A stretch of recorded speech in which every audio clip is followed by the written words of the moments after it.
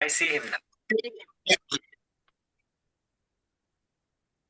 Hello, Professor Prathunaman. Good morning or good evening. Good to see you.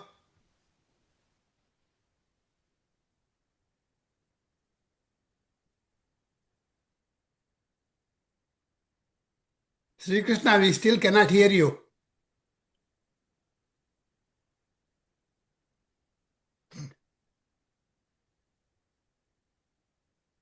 Hello, Narayan Bhatt.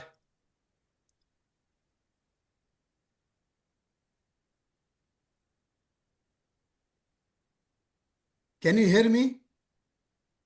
Can all of you hear me? I can't hear anybody. I can hear you. Okay. I think Sri Krishna is somehow muted. We can't hear you. Hello, GP Muthukrishnan here. How are you? He can't hear. Maybe he can't hear. It's okay. Yeah. Hi, Prasad. Hello. Welcome. Hi, Chandra Kumar. Yes, hi. How are you? I'm fine. How are you? Okay. Good, good. Yeah. Sri Krishna, we can't hear you still. Maybe your jack is not all the way in.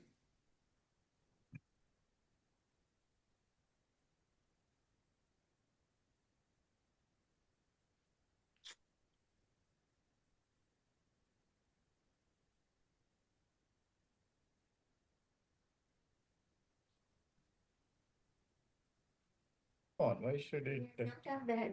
No. Now we can hear you. Yes. The sound is coming. Just talk now. See, without that, just talk now. Can you hear now? Yeah, now we can hear Yes. you. Yeah, good, Maybe good. this is the headphone. Yeah. Mm.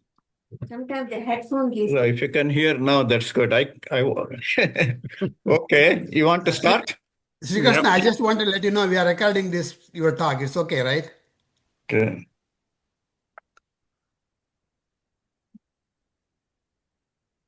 What happened?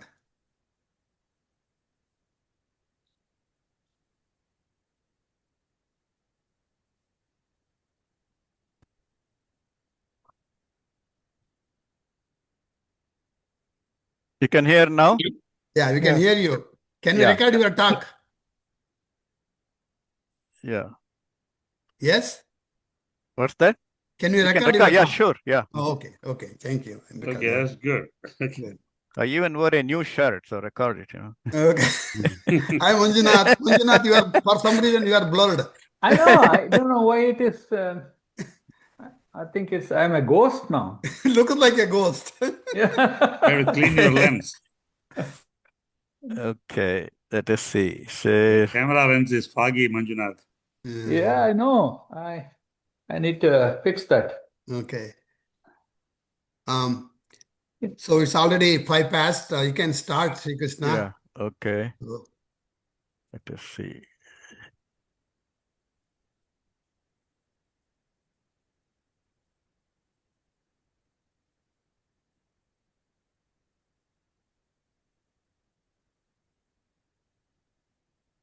Did you start recording with Ramesh? Yeah, it's being recorded. Okay. I'm alive now. Oh, now you are alive. Came back. Somebody, Neela. Hello, Neela. Hi, Raghavan. Looks like the whole Iyengar gang is here. Yeah. Namaste, Raghavan. Raghavan, namaste. Hi, Raghavan, namaste. Srikant Sabandi. Okay. Okay. Can you all see the side? Yeah, Right? you can see this slide. Okay, great. Yes. Okay, great. Perfect. First of all, thank you all for giving me this opportunity It's our pleasure, Sri to share Krishna. with you. Yeah. So this is Litmus versus of Gita. This is the things that are lost in popular translations and the 5 traditional blunders. Gita has been beaten to dust. So what more can you do for Gita was Dr. Shatavadani Ganesh asked us. We said, we'll see what we can do. So he finally acknowledged, yes, you guys did something.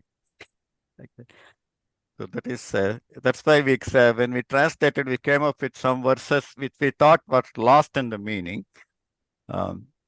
Because my collaboration was with my younger colleague, who is 31 years younger to me, my nephew, Harish Ravi Kumar. That's why we worked together. So that is the basis for this presentation. Where does Bhagavad Gita fit in our? We have bundle and bundle of scripture. There is no shortage of spiritual texts in Hinduism. Even when I am talking here, somebody will be writing another text. So if you look at all our darshanas, we can go with the first are the Vedas. They are the basic. Rig Veda is the foremost. Rig Veda Samhita is the foremost book. Yajurveda, Samaveda, Atharvana Veda. Yajurveda itself got split into Krishna Yajurveda and Shukla Yajurveda. Actually, I belong to Krishna Yajurveda. Then Veda themselves have 4 pillars: Samhita, the Brahmana, the Aranyaka, and the Upanishads. Upanishads is also called the Vedanta. To understand the Vedas itself, we have 6 limbs, Angas, the Shiksha, the Chandas, Nirukta, Vyakarana, Jyotisha, and Kalpa. I'd like to clarify, Jyotisha is nothing to do with astrology. It is only for finding the time when you should do which kind of yajna, that kind of things. So that is, then of course, Mahabharata, which is one of the epics, is considered as the 5th Veda. Apart from that, we have many darshanas, Sankhya Darshana, Yoga Darshana, Nyaya, Vaisheshika, Mimamsa, and Vedanta is only one of those based on the combination of the Vedas, the Upanishads, Vedanta Darshana. All these things are independent of the Vedas, these darshanas. We also have heterodox schools like Charuvaka and Ajivika. And of course, Charuvaka, this we considered more as atheists. We can call what we call atheists is Charuvaka and Ajivika. And for all these darshanas, only one of them, Vedanta Darshana, has many schools. The Advaita, the Visishta Advaita, Veda Abheda, Dvaita Advaita, Achintya Veda Veda, and Dvaita. Advaita and Dvaita are the 2 extremes of that. And we have many things in between that. Whereas the other ones really don't have that kind of division. Only Vedanta has the most. And another important text is the Brahma Sutra, which Vyasa comprised after organizing all the Vedas. These are the aphorisms on the Supreme, the Brahman. So in the Brahma Sutra, the Vedanta, these both are coming from the Vedic origin. Then we come down here, all these called, both Brahma Sutra and all these Vedas, Upanishads or the Vedanta, all these are called as Shruti Prasthanas. They're all of the origin of Vedas.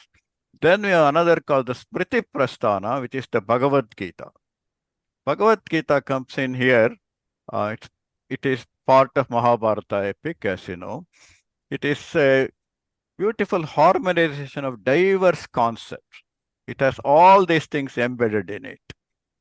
And in fact, this, if you think these 3, the Brahma Sutras, the Upanishads, and Bhagavad Gita, these 3 are considered as the Prasthana Traya by our Acharyas. They are for the foremost scriptures or eternal concepts, these 3. Okay. And of all these things, I said, this is the simplest and the shortest and the most harmonizing work.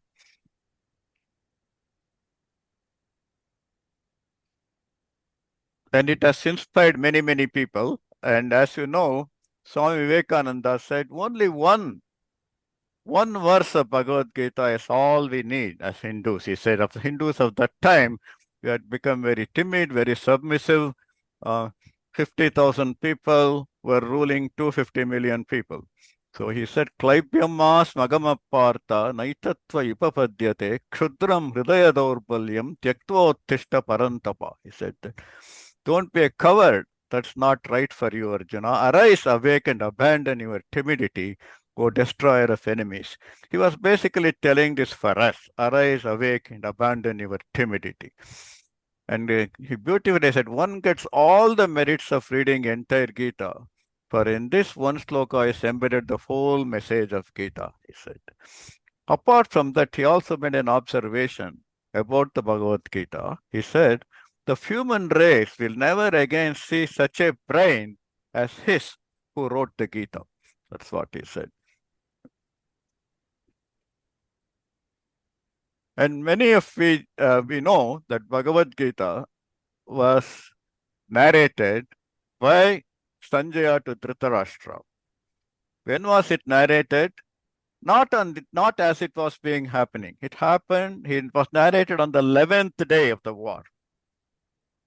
Because there is a misconception. We think that Sanjaya was sitting next to Dhritarashtra and telling them everything all the time. It was not like that. He was just like a personal news reporter. And he was telling only what is very important for Dhritarashtra.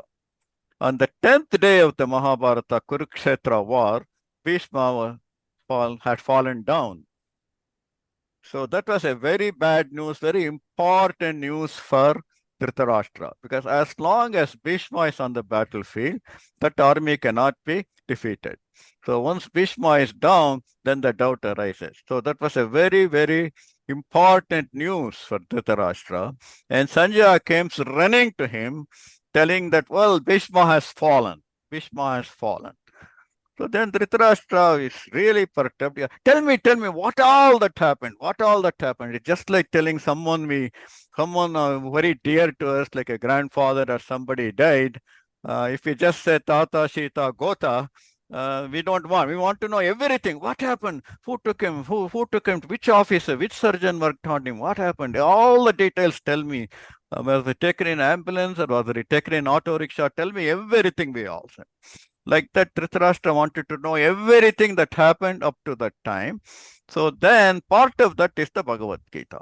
So on the 11th day, after the war had started, the war is started on the month of called Margashirsha. On the 11th day, that was the Ekadashi, started on the Prathame. So that's why we always say Gita Ekadashi. So every year we celebrate this on the Margashirsha Ekadashi as the Gita Jayanti. That is using the lunar calendar. But as you know, in India, we also have a solar calendar. Like for Ugadi, we have Chandramana Ugadi and Sauramana Ugadi. Sauramana Ugadi was April 14th. Chandramana Ugadi can go anywhere from somewhere in the mid of March to mid of April. So we have the Sauramana and Chandramana. For Bhagavad Gita, we only have Chandramana. If we also use the Sauramana Gita Jayanti, that will fall exactly on December 15th. That is the Margashirsha Masa. December 16th it starts, but the temple starts on December 15th.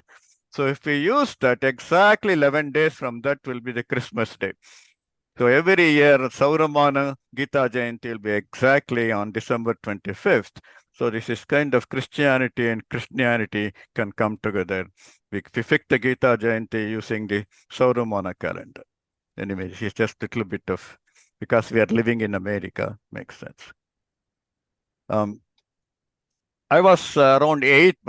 My dad, I never went to my dad and asked him to teach me Gita. But for whatever reason, I was the youngest child and he thought that he should teach Gita to me. He did not do that much of other works. He did not try to teach other things, all war work, this and that and that. So 8, he caught me and taught me Bhagavad Gita. Every day he would teach me 2 verses.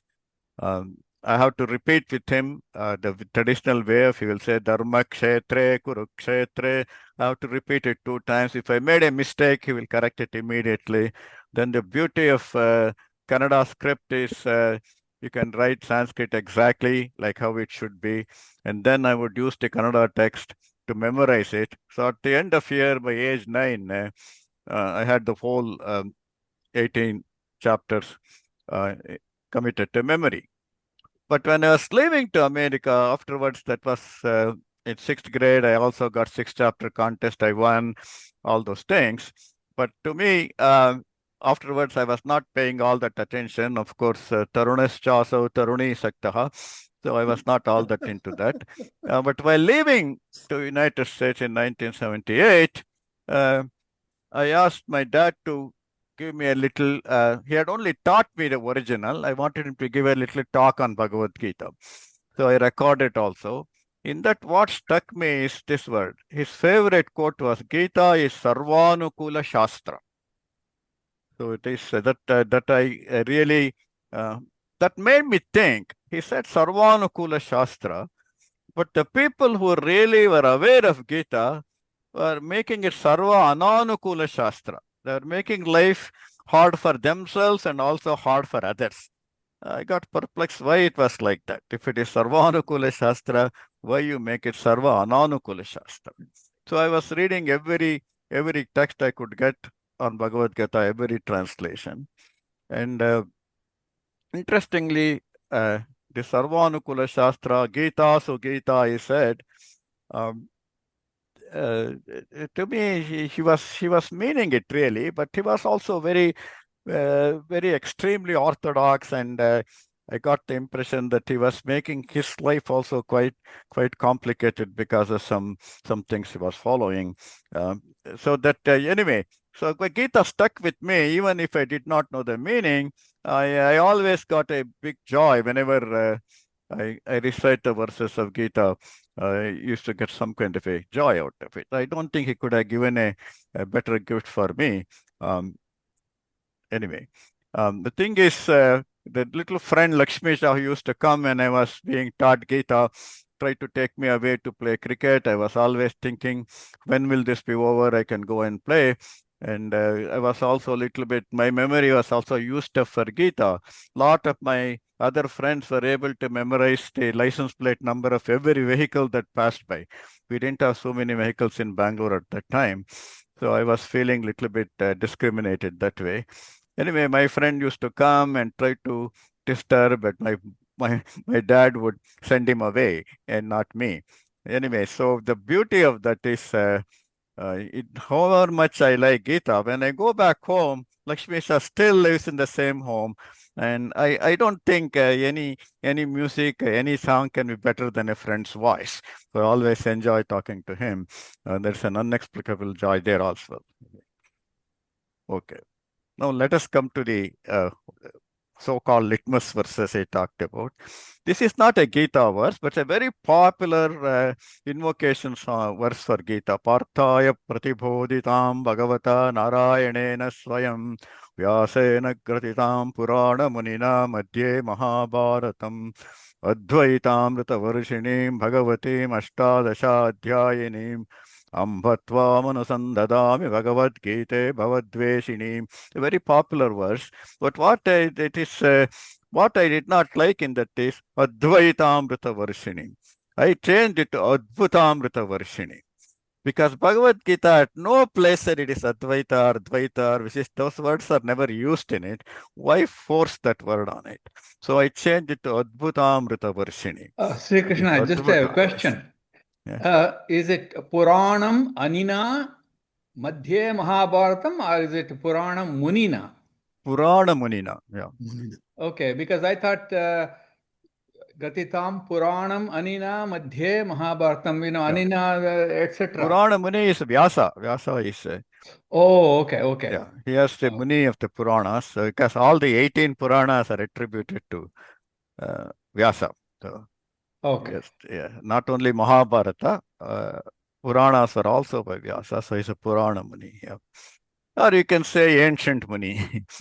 Yeah, is this a Dhyana shloka? Yeah, Purana Munina, Madhye Mahabharatam, that's it in the middle of Mahabharatam. Actually, it's an earlier part of Mahabharatam. Actually, there's more Mahabharatam after the Kurukshetra war in the text itself. Anyway. Okay. So, but another two things here, I changed it to Adbhuta because of that simple reason.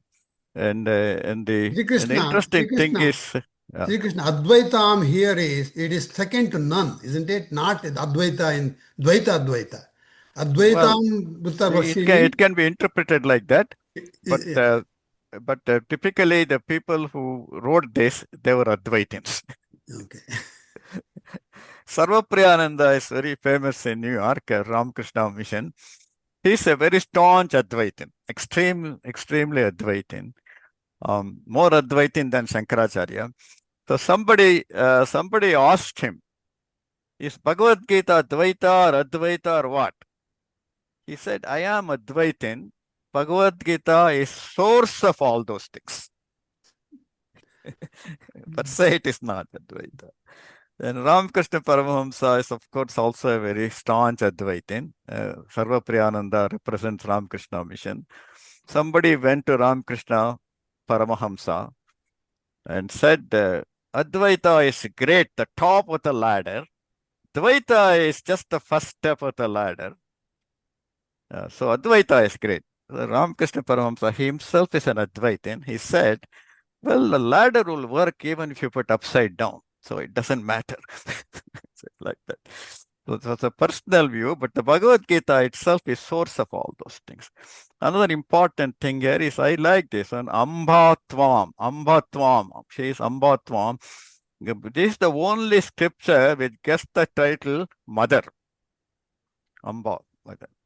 Because it matches with the Sarvanukula Shastra. Mother is Anukula to everyone.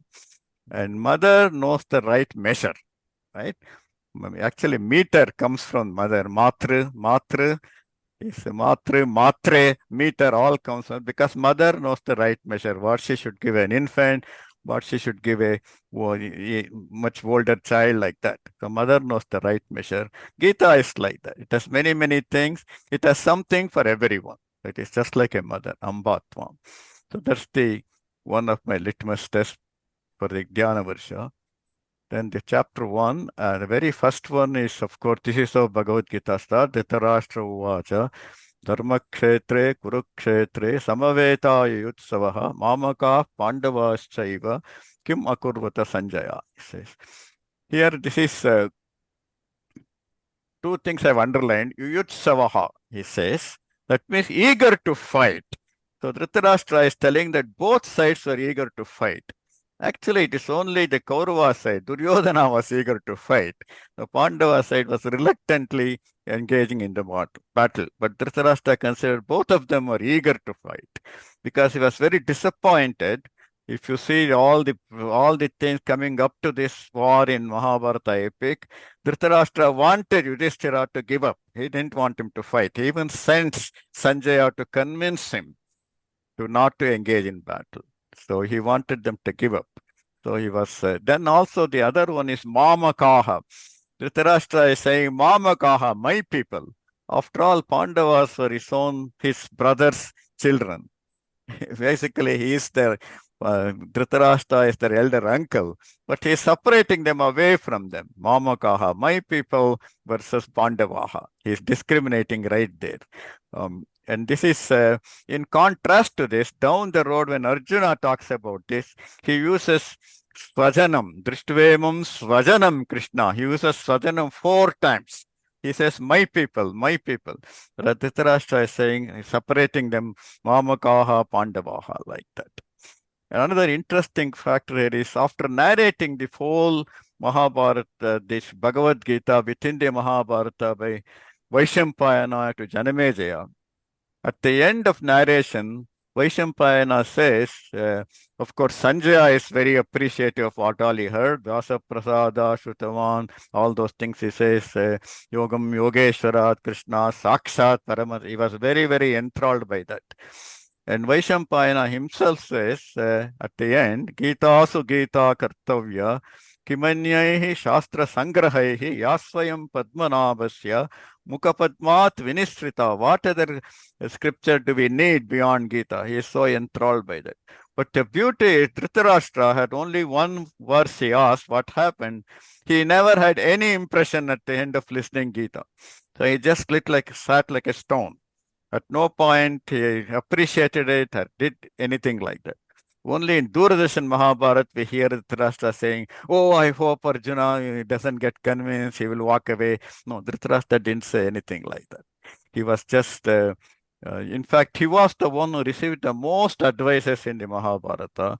He had the Vidura Niti, he got it from that. He heard the Bhagavad Gita, and he also called the Santa Sanujas. They all gave him advice. He heard the most, yet he behaved only as a Dhritarashtra. So in a way, he was what we call as an ask fool.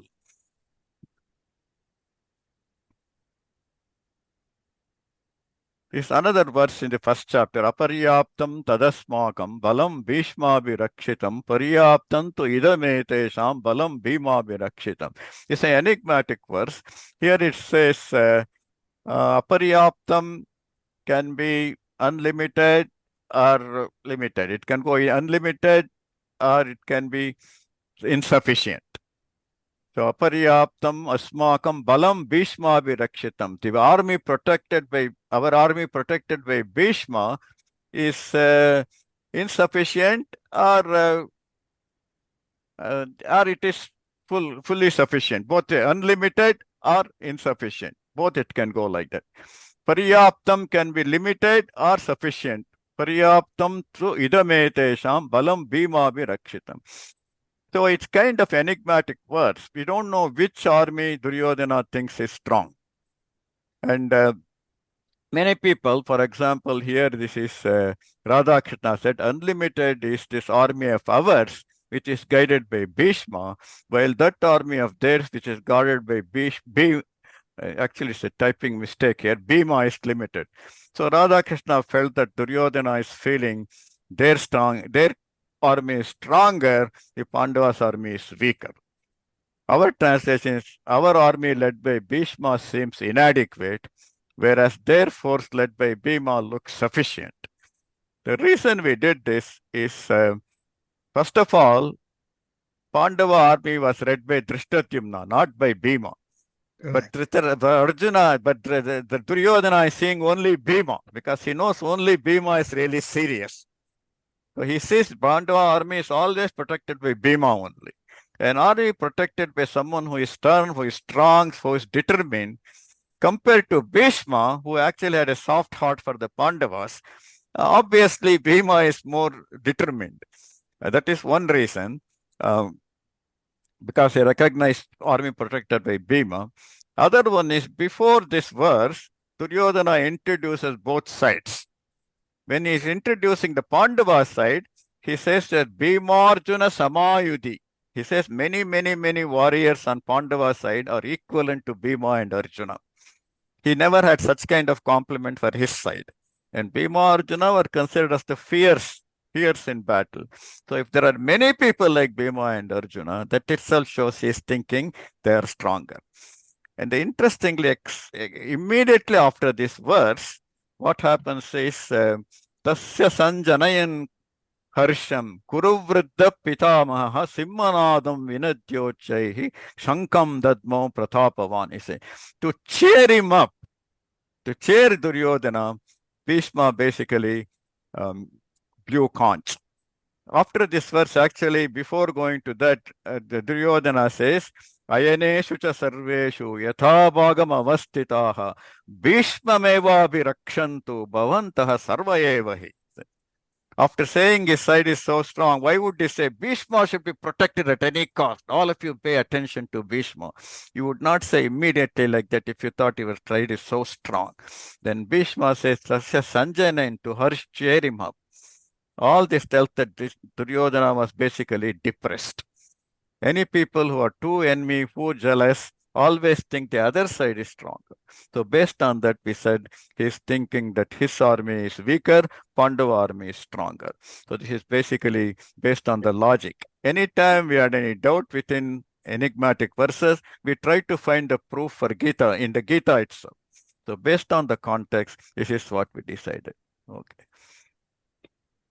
Then coming to the other part here, the 44th verse here, Arjuna is saying, Utsanna Kuladharmana, Manushyana Janardana, Narake Niyatam Vaso, Bhavati Tyanu Shushrama. He says that, O Janardana, we have heard that those who have lost family values are condemned to hell forever.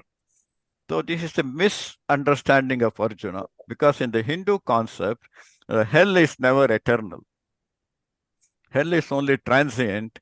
Heaven is transient.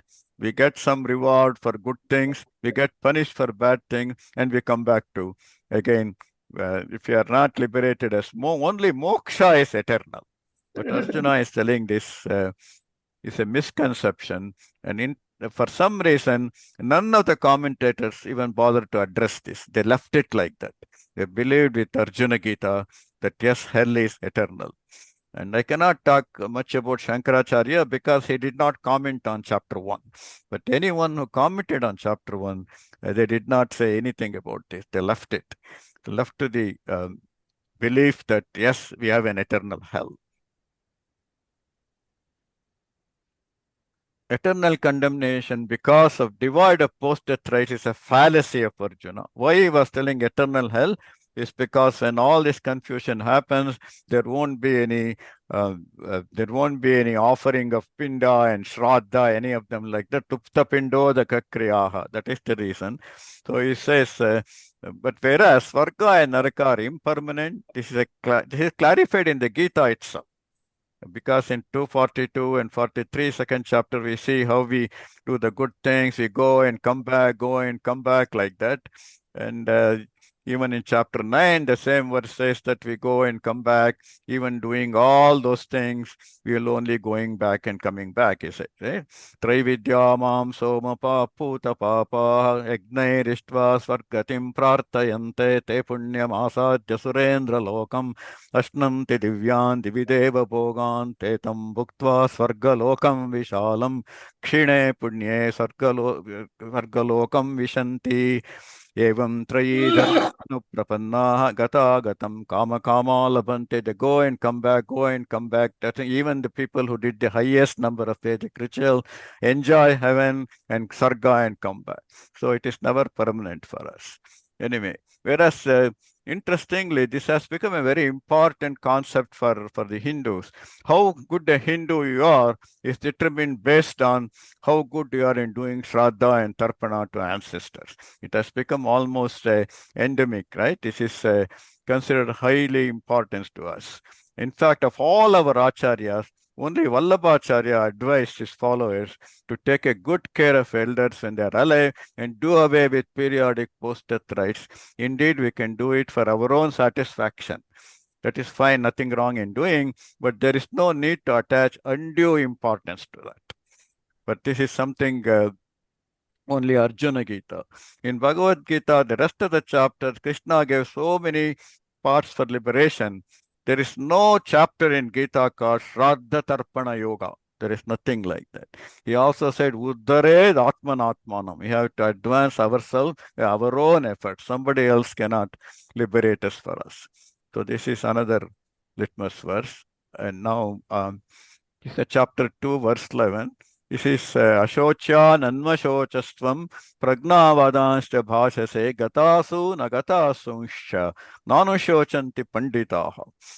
Here Krishna is telling that you grieve for that which you should not, yet you seem to speak words of wisdom. The wise neither grieve for the dead nor for living. This is the very first advice of Krishna, because Arjuna was so much worried about all the departed ancestors. So that's why he started very first here itself on that. But here the thing is, it is for that which you should not. But many people translate it as thou grieves for those who thou should not grieve. This is Radha Krishna, and yet to speak words of wisdom. This kind of gives the impression that these Kauravas are not worth grieving. Let them die like that. But it's not talking about any particular individual. It's the concept. You should not grieve for Yudhishthira's death also. You should not grieve for anybody's death. So this is the concept. You grieve for that which you should not for those whom. Anyway, because worry does not solve any problem, Krishna is not referring to any people who are not worthy of worry. So this is another fallacy in translation, we say. In fact, many people, even in their commentary, says these Kauravas are not really worthy of Kauravas, or whoever supported Kauravas, we should not grieve for them. That's not true. We should not grieve for anybody. That's what Krishna is saying, because worry does not solve any problem. It's a very popular verse of Bhagavad Gita, as you all know. Karmanyavadikaraste mapalesha kadachana ma karma palaheturpuhu mate sangostva karmani. Here the word is in question here is adhikara. If you didn't translate, if you leave it as adhikara, it is okay. But when you translate, there is a lot of confusion created here. Adhikara can mean ability, privilege, prerogative, jurisdiction, discretion, right, preference, choice, rightful claim, authority, control, and free will, which is close to choice. So all these are different meanings used for this verb. Of the 33 versions quoted, we tried, it is translated as right by 15 times, duty 3 times, claim 2 times, province, business, jurisdiction, heart and interest, focus, motive, mind, free will. Only 4 translations translate it as control. And what is this is our translation. You can control only your actions. You cannot control the results. The expected result should not be the motivation for action. Also, don't shirk away from your work. But if you look at the other various translations, you can see that, I think this slide is, anyway, we can go with it. Action alone is the province, never the fruits. This is Mahatma Gandhi. Thereof, let not by motive be fruit of action, nor should that second part is okay. So Pemi say you have a right to work, but never to fruit of work. It absolutely makes no sense. You can bake a cake, but you cannot eat it. That kind of translation comes. This is the majority of translation. You have right only to work. You have no right for the fruits of action. But interestingly, Gita itself says, just few verses before this, it says, Hatova prapsase swargam jitva va bhokshase mahim tato yuddhaya yujyasva naimam papam vapsase. If you win, you get to rule this world. If you die, you go to Virasvarga. So Krishna never said that you win and walk away. He did not say that. What it is telling is the correct translation for that is control. We can only control our actions. We can only exercise control over our actions, but never on the outcome of your action. Do not be anxious about your outcome. Those things are all okay. We found that only 4 translations gave some sensible meaning out of this. So you have control on actions, but you have no control on the outcome. That is the outcome. So no point in like a cricket player can say that he has only control on bowling a bowler, but he has no control on what happens to that. That's basically what he is saying. So we don't have to go through all these translations here, but they're just there. And I send the slides, you will see it. Then this raises a very interesting question. If we don't have control, who has the control? The typical answer will be God. God takes care of it. Devaru bitibidi ashte. His will. But Gita addresses who controls this. In chapter 18, verse 14, this adhishtanam, before that verse he says, Panchaitani mahabaho karanani nibodhame sankhe kritante proktani siddhaye sarvakarmanam. Then what is that 5? Adhishtanam tata karta karanancha prithagvidam vividascha prithak cheshtaha daivan chaivatra panchamam. So here the adhishtanam is the situation, the context in which action is done, the individual doing the action, the tools the individual has, and how he uses the tools. And 5th is the unknown forces. That is like the acts of God in the insurance policy. Nobody knows what they are. They are unknown and unknowable. The 5 factors, this is our translation. And in fact, you can look at any work of Gita available freely. You can see that this is the most lost verse in the Bhagavad Gita translation. Only 2 people besides this got it like this. One was Dr. D.V. Gundappa in his Jivana Dharma Yoga. He got that. And in fact, he went in a very roundabout way.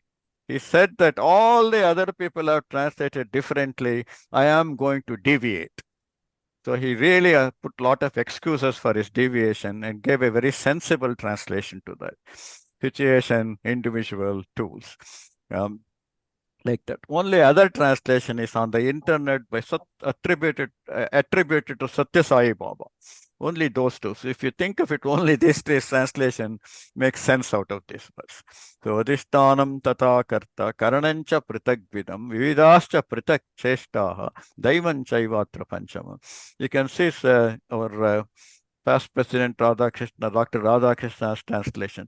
See whether it makes any sense. The seat of action and likewise the agent, the instruments of various sorts, the many kinds of efforts, and providence being the fifth. Makes absolutely no sense. Many people attributed Daivam Chaivatra Panchamam to God, the deity giving it. But like that they make it. But if you, and also they say that once you say an individual is there, it means all his senses are there. Karanam doesn't, many translate Karanam as his senses. You cannot separate an individual from his organs.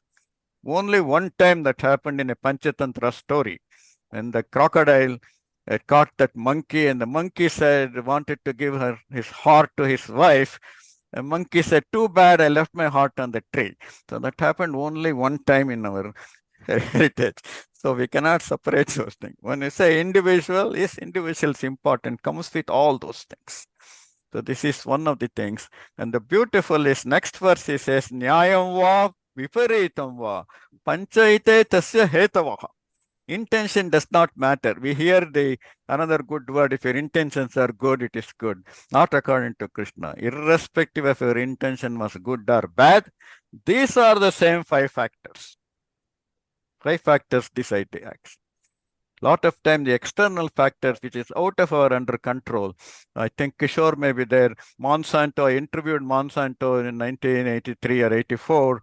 They said we are doing plant biochemistry, plant molecular biology. It's all very new. We don't expect anything till 2010, they said. I said this is an excellent area to be when it is not so much dependent on what we do. So that will be a very nice place to be there. Then what happened? Monsanto had GMO seeds in 1990 itself. That is because of so much progress happened outside Monsanto. So that was out of their control. So that is very good news in one day, but one way, but world was not prepared. All the green revolution, the green party in Europe, basically Monsanto had a lot of problems with the GMO initially. Even in India, Nanjunda Swami was burning all those cotton crops and all those things everywhere. So in one way, you can see they did not predict the success, but somebody else made it a success. And it's the same thing for good or bad. Intentions does not matter. It's said. So that is, I can say that 9/11 is a classic example. All four jets were with bad intentions. Two of them outperformed. One of them failed. Another did just what they wanted to do. So the basically thing is do the best you can do, what you have and where you are, and that's the best one can do. So then this Gita itself says, na kartritvam na karmani lokasya sridati prabhu na karma pala sanyoga svabhavastu pravartate nadatte kasyachit papam na chaiva sukritam vibhu agnane navratam gnanam tena muhyanti jantavaha. He says in chapter 5, God does not command people to act. God does not create activities or its associated rewards. All this arises from nature. God is not responsible for good or evil. People attribute it out of ignorance. We cannot blame Henry Ford for drunken driving, right? So he created out of automobiles, and if somebody goes and gets drunk and hits someone, we cannot blame him. So that's what exactly he's saying here. And so what if you did not succeed? Because success is not guaranteed. As he said, there are 5 factors for the outcome. Who knows, even if you do the best, you may not succeed. So Krishna answers here, Partha naiveha namutra vinashasya na vidyate nahi kalyana krit kasyate durgaten tata gacchati. He says, one who strives to do good never ends up in misery. Whether in this world or beyond, he never perishes, my son. He says, the first time he calls Arjuna as Tata, or son, as a friend or appa, like that. This is very good, even if you don't succeed. Like if he attempted, the very act of attempting itself puts us in a better situation than to try it again. So nobody doing good is getting lost. Nahi kalyana krit kasyate durgatin tata gacchati. Sri Krishna, this controversy is what you said earlier. What's that? Whether you have good intention or bad intention. Yeah. But here he says if you do it with good intention, then that's all it matters, right? Yeah. The thing is, when you success is, but if you do bad things, that is not Kalyanakrit. He's talking about you did good but did not succeed. So in other words, Your intentions are good, yeah, still but do result was bad, exactly. right? Yeah. If intentions are bad, also there may not be success. It works for them also. You're right. It works for anyone who does, whether good or bad, the success is not known. Even the people who probably that 9/11 people might have done many of their bad intentions might have failed. Finally, it succeeded. They got very good at it. Finally, it could be, we don't know. So everything prepares you for the next, right? So that's only one time we hear that the past experience is not so important in British India. Bal Gangadhar Tilak went to an interview, and another candidate, Tilak had never gone to college yet. Another candidate had gone to college. So the interviewer told him that you have two candidates here. You have never been to college. There's another one who went to college, but he failed. So who do you think is better? Tilak said, if I had gone to college, it would not have been difficult for me to fail. So both of us are same.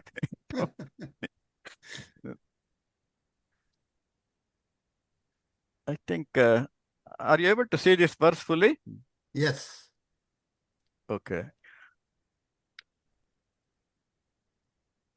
For some reason, I cannot see this. Anyway. Ishtam bogandi vedevaha dasyante yakshamavitaha. Anyway, I can tell without. So this is a verse in chapter 3. Ishtan bogan ivo devaha dasyante yajna bhavitaha tairdattan apradayabhyo yo bhunkte stena eva saha. For the first time, Krishna here says, who is a thief? He's telling that devas refer to infrastructure, but most translation only talked about devas. What we say is infrastructure, both natural and human-made infrastructure. We should respect both. For example, if we eat in a restaurant, we should also buy drinks, whether soft or whatever, because that is the profit margin. If we did not do that, we are only a thief, because if everyone went to a restaurant and ate only main dish and did not order any drink, it is break even for the restaurant. Who wants to run a business for break even? So if we did not buy a drink, you are a thief in a restaurant. So that's what Krishna is saying. We should always nurture the infrastructure, whether it is natural. The same way we have to take care of the natural infrastructure. Otherwise, we all know what the problem we are having with the environmental weather changing. Not only that, even the local infrastructure. Not all the taxes we pay take care of that. So it is a responsibility in our life to pay attention to the infrastructure, be sensitive. Like especially when we get old, our brain shrinks and our prostate swells. So when we are on highway riding, we have to use the restroom very often. So we use some gas station, we go there. Most gas stations in US, they don't charge you anything. They let you use the restroom. When we do that, we should buy something there. I always buy espresso or Starbucks cold coffee there, which is actually bad, which makes you to restroom again very soon. So I keep drinking more coffee and give some business for that, like that. So that is this is something we should remember. We should always try to take care of the infrastructure we live in. So buy something. If there's no parking charge in a mall, buy something. At least buy a pretzel there, or something like that. And this is another next verse. Yagnasishta shinasanto muchyante sarva kilvisaihi bunjate te tvagam papaha epachanti atmakarana. Here he says the wise one eats the food that remains after being offered to yajna. Thus they are released from all evils.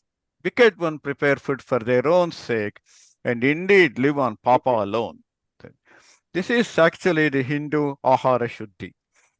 What he is saying is anything we consume, not that you have to do a yajna before you eat any food. It is attitude of gratitude as a prasada bhava. Whatever we eat, wherever we eat, we have to have that attitude of gratitude. That is very important. This is our ahara shuddhi, not what we eat. So there are a lot of Hindutva folks say we have halal, we have kosher, we have Jain food. We should also put Shuddhi label for Hindu food. It absolutely makes no sense. Like there is no label for Christian food. So in that respect, both Hindu and Christians is same. They have to say grace before eating. Even if you eat a dead crow, you have to say grace. That is being gratitude, being grateful. Same way for us also, have that prasada bhava. So you cannot put Shuddhi label. You can always list the ingredients. You can choose based on that what you want, but the actual Shuddhi comes at the time of consumption. It is eating with the attitude of gratitude.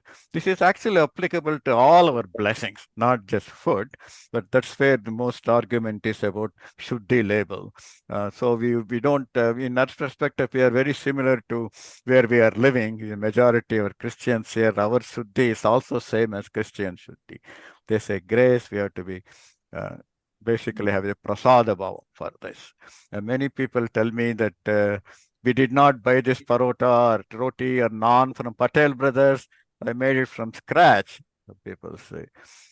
True, you cannot claim we made anything from scratch in this world unless you create this world.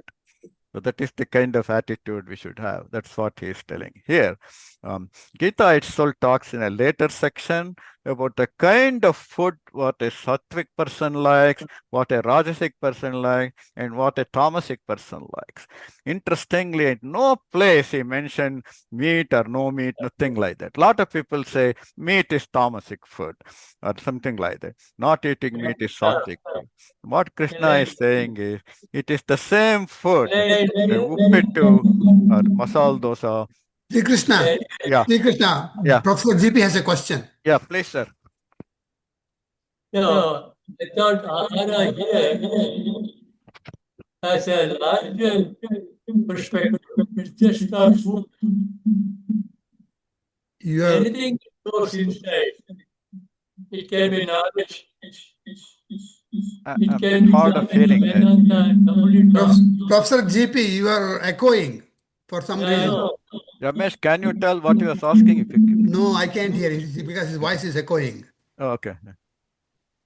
He's saying, I think he's saying that if you consume food, Yeah. There's some problem with the audio. I think No. you have two, Professor, you have two units on. Your phone is on and your laptop is on. That is the problem. You think so? Yeah. He can type his question in chat. You can, yeah, as Kishore said, you can type it in and in the chat and Sri Krishna will answer. Okay. No, you're still echoing. Okay. Yeah. You can type it. I can type it in the chat session, Professor. Yeah. After he types, you can read it to me, Ramesh. Okay. Yeah. After he types, you read it to me. Okay. Because I am not able to get to that here. Yeah. Okay. Anyway, so he talks about sattvic, rajasic, tamasic food. He never described the ingredient, the state, what materials. He said only how it's like sattvic food is healthy, less spicy, things like that. So same food we take, the masala dosa, uppittu, or anything can be sattvic, rajasic, or tamasic. If it is nice and freshly made, not too much salt, not too much grease, not too much of everything, that is sattvic. Same uppit with too much grease, too much salt, too much spice, it's rajasic. The same uppit with is stale is tamasic. And so it doesn't matter. There is nothing like there's a misconception, meat is tamasic food. That's not true. A lot of people ask me whether they're vegetarian or vegan or lacto-vegetarian or things like that. I tell them I am a tastarian.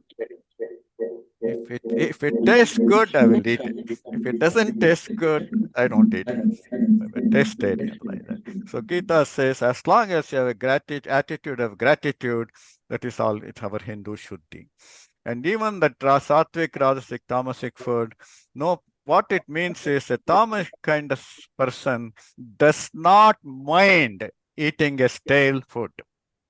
He will not go to CTR, Vidyarthi Bhavan and order, give me a stale masala dosa. He will not order that. But even if masala dosa is little bit off, he is able to eat it. That's what he is saying. So this is something which comes up, and this has not been discussed in any of the books available for us.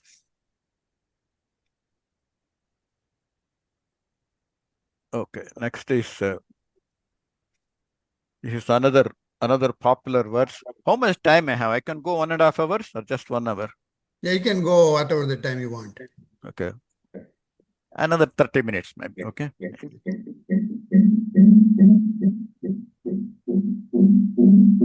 This is another interesting verse in 328. Tattvavittu mahabaho gunakarma vibhagayoho guna guneshu vartanta iti matva na sajjate. This is typically, in this translation, what happens is one who knows the connection between guna and karma, whatever the inherent talents and how it's related to karma, and guna guneshu vartanta. So that is, gunas act in accordance with the guna. That person is not perturbed by that. He is not entangled by it.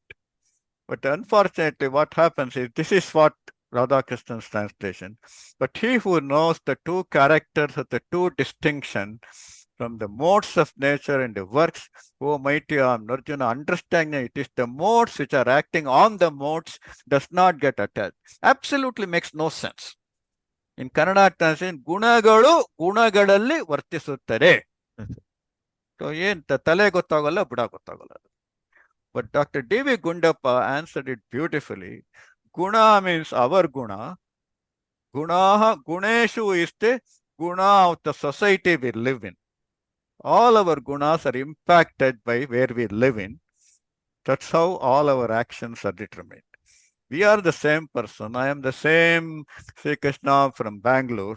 But when I come to America, everything is upside down. I am still the same person. So we adjust ourselves to the surroundings. Guna guneshu vartanta. Our gunas work in accordance with our surroundings. That is what the guneshu means. All our mannerisms kind of correspond to surroundings. That is how it works. There are some things in India and something different here. Yes, Ramesh? Sri Krishna, the Professor GP has the question. He writes, Ahara here, I think, refers to something more than food. Anything that is taken in is referred to as Ahara. It can be knowledge, for example. Sure. It can Annam is just one thing, right? That he is talking anything. That's why I said anything we have, even the possessions, knowledge, material possessions, food, all of them. You have to have an attitude of gratitude for that. Because that's basically the humility. Basically, that's what he's telling. Be humble. That is the idea. But usually we talk more about, in the media, there's a lot of noise about ahara shuddhi, right? That's why I was emphasized that one.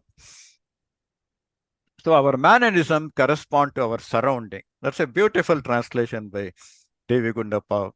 Should acknowledge him for that.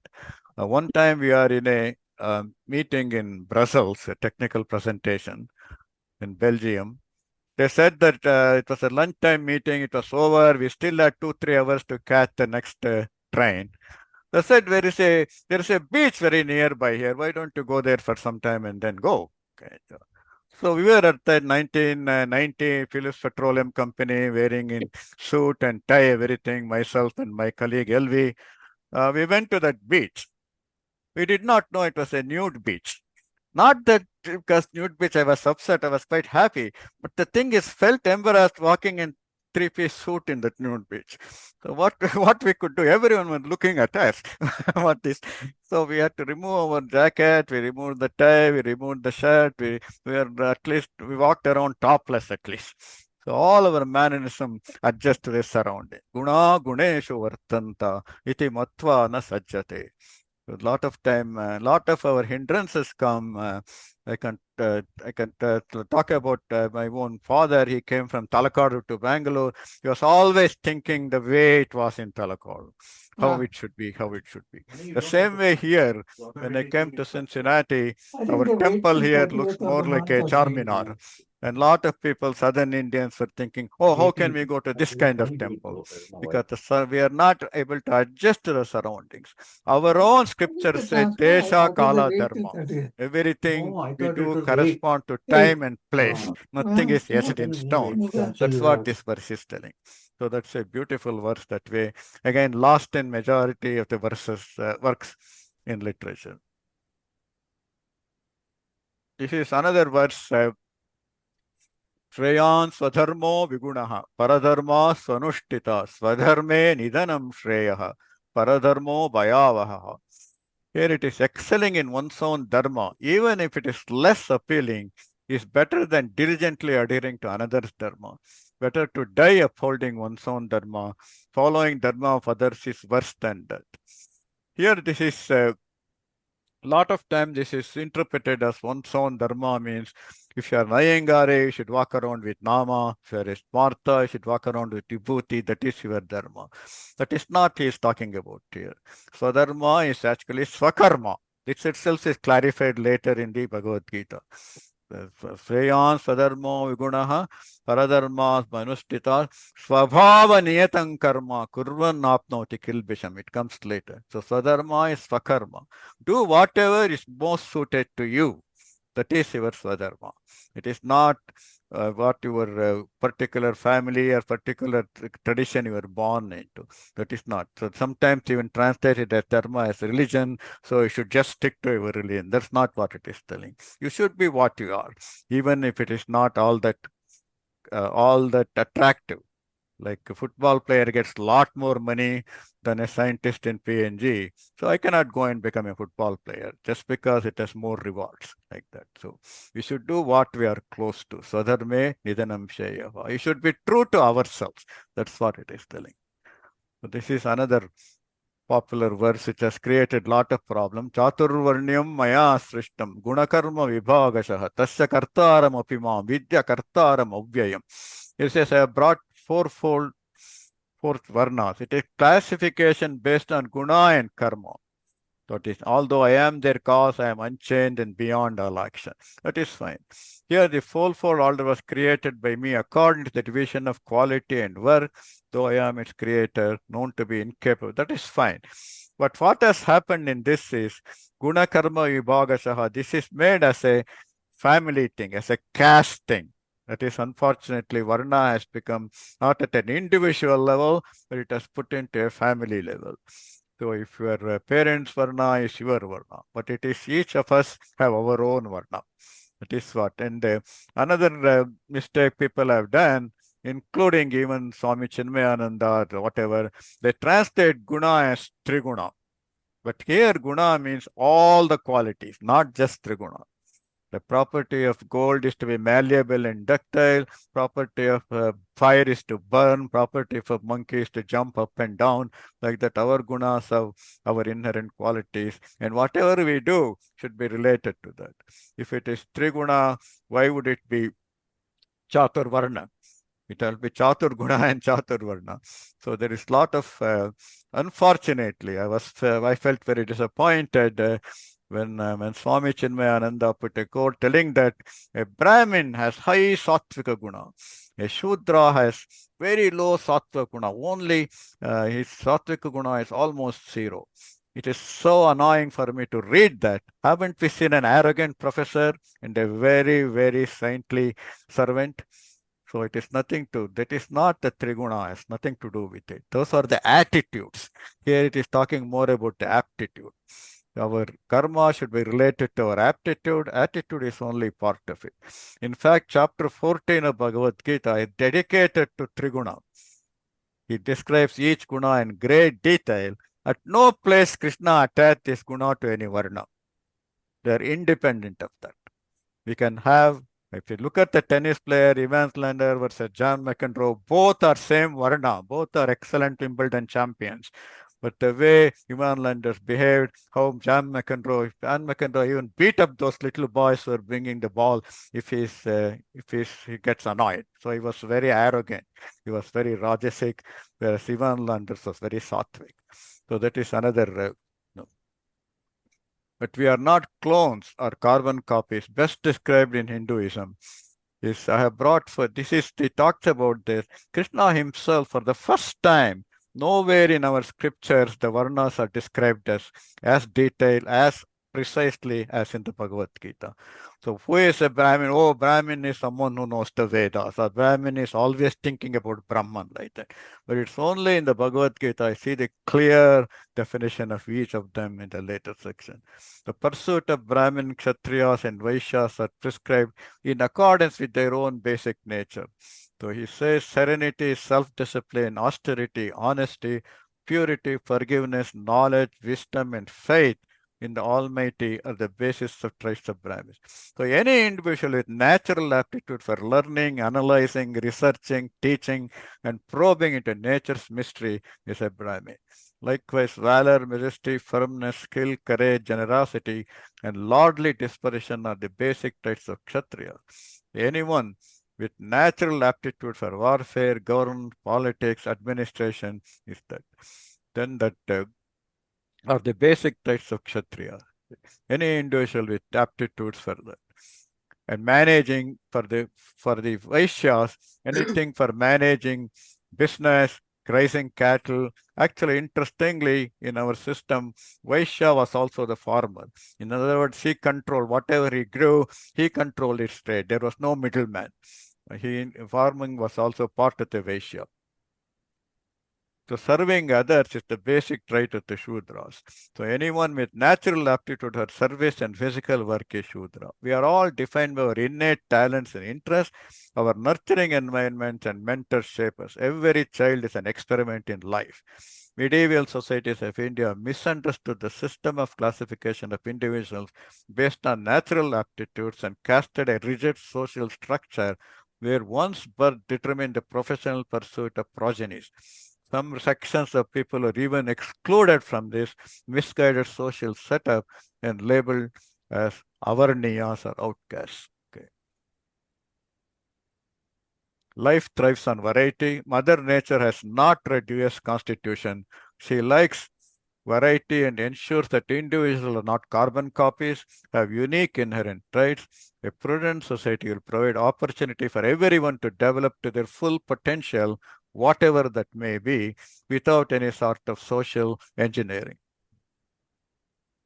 This one we can this is not very important. This comes in chapter 4. He says, Imam vivasvate yogam proktavanaham avyayam vivasman manave praha maru rikshvakave bravit evam parampara praptam idam rajarishayo viduhu sakale neha mahata yogo nashtaha parantapa. He says, I taught this to the beginning of this Manvantara itself, and with long passage of time, this imperishable yoga is lost. But it's Arjuna asked many questions. He never asked how it was lost. He never asked that one. That one question he did not ask. We thought ourselves, why was it lost? After all, India, we were not attacked by any other foreign force as a religion as far as we know in our history. So how was it lost? And Arjuna was very familiar with all the Shraddha, Tarpana, and he did not even ask who is Vaivasvata. He knew all those things. So how was it lost? How was this yoga was lost, he says. So basically what happens with passage of time is tradition becomes more important than the truth. Tradition is there to protect the truth, but when there is a challenge between truth and tradition, truth should dominate, not the tradition. Tradition is like a tail on a dog. Yeah, the tail is important to keep some because dog cannot reach all the way back. If some things are sitting on the back, it can wag it away. So it protects the child dog like that. But the tail should never, that the dog should wag the tail. Dog's head should wag the tail. Tail should never wag the head. So that happens during past time. Like Arjuna was very familiar with all the traditions, all the Tarpana mantras, Shraddha mantras, all those things he knew, but he did not understand the spirit behind those things. That's why he was perturbed. So every Like a PNG invented the diaper. I may buy a diaper, put it on the child. After some time, the diaper gets to be changed. Otherwise, it starts stinking. Unfortunately, some people, because everyone is different, some people change the diaper. Some people still have the baby with the diaper, and some people throw the baby and keep the diaper. So that's why all these things get confused and contaminated with passage of time. So nobody else has to do anything. It happens from inside itself. These are two verses in chapter 18, not chapter 8, not that important, but it's interesting. Agnir Jyoti Rahas Shuklaha Shanmasa Uttarayanam Tatra Prayata Gachanti Brahma Vido Janaha. This is about departing.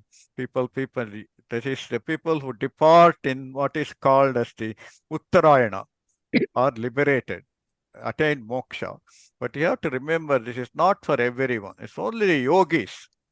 The yogin who dies during Uttarayana, the symbol of dazzling white daylight, goes forth to reach Brahman. So this is all these things. People translate this in Agni, Jyoti, Aha, Shuklaha. They translate as individual words. Shuklaha, they translate as Shukla Paksha. But that's not what. All these are just adjectives for Uttarayana. Agni, Jyoti, Aha, daytime, Shukla, bright. They're not individual things to be done, because all those things are in Dakshinayana also. There is, for Dakshinayana, he says, Dhumo Ratris Tata Krishna, Shanmasa Dakshinayanam, Tatra Chandramasam Jyoti, Yogi Prapya Nivartate. There is daytime in Dakshinayana also. So all these are Dhuma, Ratri, Krishna, dark, these are all adjectives for Dakshinayana. These are adjectives for Uttarayana. So the yogi who lives in Dakshinayana will come back. This is kind of both the verses applies to only yogis. It doesn't, for ayogyas, it does not matter. So it is for yogis, yogi departing in Uttarayana does not come back. Yogi departing in Dakshinayana comes back. These two verses made many people. Why there is discrimination? Does it mean a yogi have to live on the equator and keeping one foot on each side, depending on when because nobody knows when one person leaves. So our explanation for that is, why does some yogis come back? Because they get to guide others. Someone living in Dakshinayana, a realized person, comes back, and we know Ajanma Siddhas. In our own experience, we have seen people who are born with all this realization, born with wisdom. They might not be born with knowledge or information, but they are born with wisdom. We have many examples like that. So this is the plan. There will always be some people to guide others. So that was our two things here is why they return, explanation for that. Another is how all these are adjectives. Because Gita itself says, just the further verse it says, Krishna and Shukla are not Paksha. It says, Shukla Krishne Gatishyete Jagata Shashvate Mate Ekaya Yatyana Vrittim Anyaya Vartate Punaha. So he said dark and light and dark paths. They are not Shukla Paksha and Krishna Paksha. This is in the chapter 11, chapter 9. This chapter is called Rajavidya Rajakushya Yoga. Of course, these are all names given later. Gita did not come with names in the original. It's a secret, king's knowledge and king's secret, great knowledge and great secret. Apichesu duracharo bhajate mam ananyubhak sadhureva samantavyaha samyak vyavasito hisaha. Even if a man steeped in evil takes into worship with undivided devotion, he must be considered as noble because he has taken the right decision. Kshipram vavati dharmatma shashvat shantim nigacchati kaunteya pratijanihi name bhakta pranashyati. Readily he becomes righteous and attains everlasting peace. Arjuna, know this. No devotee of mine is ever lost.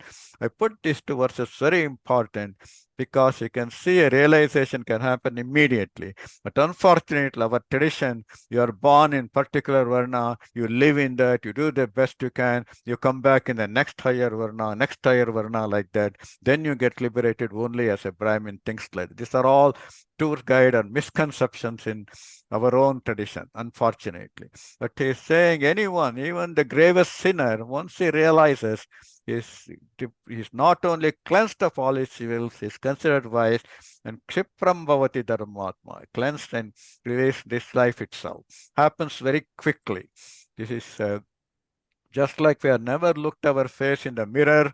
Once we look, immediately we know how ugly we are. So there's no how beautiful we are. So it doesn't take that much time. Just like the light, a room can be dark for millions of years.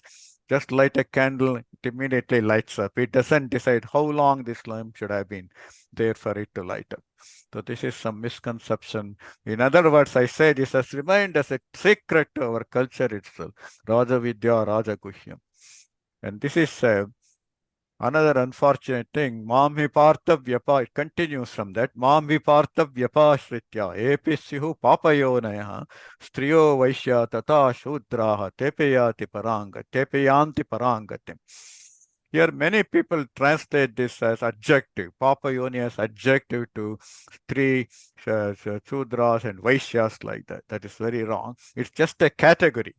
For those who take refuge in me, O Partha, those that are lowly born, women, Vaishya as well as Shudra, they also attain to the highest goal. That is what Radha Krishna is saying, lowly born.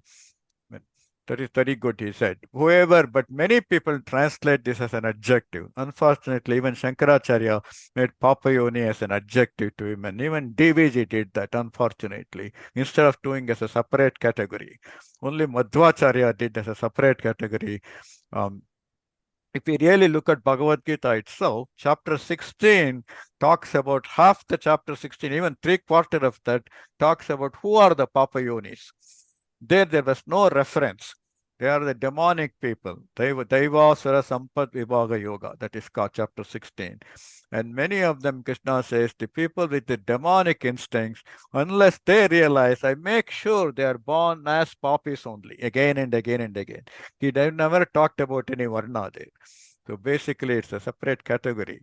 Unfortunately, this was become like this. And if you remember when Soviet in Russia, they wanted to ban Bhagavad Gita by Prabhupada, Bhagavad Gita as a book, anything like that. And India was, Sushma Swaraj was telling we should make it a national book.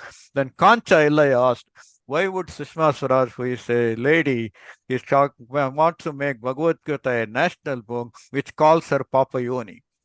And I discussed with Kancha Ilaya. He said, are you better than Shankaracharya? He asked me. Because he said, Papayoni refers to women. So it's unfortunate. This happened. So that's why I said it's the litmus verse. This is in chapter 15. We are jumping all the way. Not much left, so I'm not going to bore you too much. So we are almost towards the end. Sarvasya chaham hridisanne vishto mattasmatir gnanam apohanancha Vedaishta sarvai rahameva vedyo vedanta krit veda videva chaham. Yes, I am seated in the hearts of all. I grant memory and knowledge, and I also make them disappear. This looks like a very cruel plan of God. We are prepared for the exam and before we go and take the exam, he's going to take it away. This seems very cruel, and why he takes it away is missing in any kind of commentary on this verse. Many people say it is our responsibility to keep it. He gives all those things. We should keep it. We should not forget. But that's not what Krishna is saying here. Krishna is saying that some things in has to remain in the back of our mind. Otherwise, we won't be able to function. We know we are all going to die one day. If that is constantly in our mind, we are going to die, we are going to die. How are we going to live? That is a mystery, how we are going to live. So this is interesting. In Yaksha Prashna, Yudhishthira has asked this question. What is the greatest mystery on earth? He said. Yudhishthira says, we hear people dying, and all those who are still alive think as though we are going to live forever. How are we able to do that? It's a mystery. So Krishna answered here, I take that memory. Some things I take it away. Just imagine, even for eating a meal, we are enjoying bisibele bath. While eating bisibele bath, if we think what happens to us 2 hours from now, we won't be able to eat it. So some things should always remain in the back of our memory, not in the forefront. We should not be remembering everything every time, all the time. Like that. Yeah. Even if Sri you are a Krishna, researcher on stools, you should not be thinking yeah, on. Sri Krishna, at another point, Krishna also says, Arjuna, you and I have lived many, many thousands of lives. Yeah, I remember all of them, but you don't. yeah, So that is another addition to the memory not being there of previous yeah, births. yeah. Very, very few people. He can manage the memory. We cannot.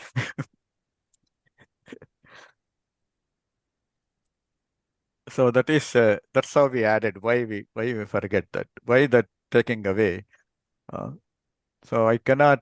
I thought I can use this verse to convince my dad why I was getting D grades. That Krishna I did not. That can be useful anyway. So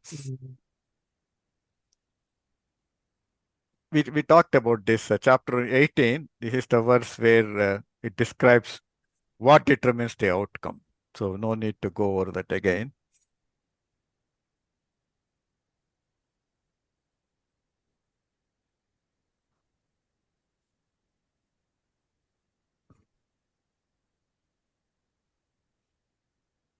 अद्वेष्यते च इमं धर्म्यं संवादमावयोः ज्ञानयज्ञेन तेनाहम् इष्टस्यामिति मे मतिः. This comes toward the end.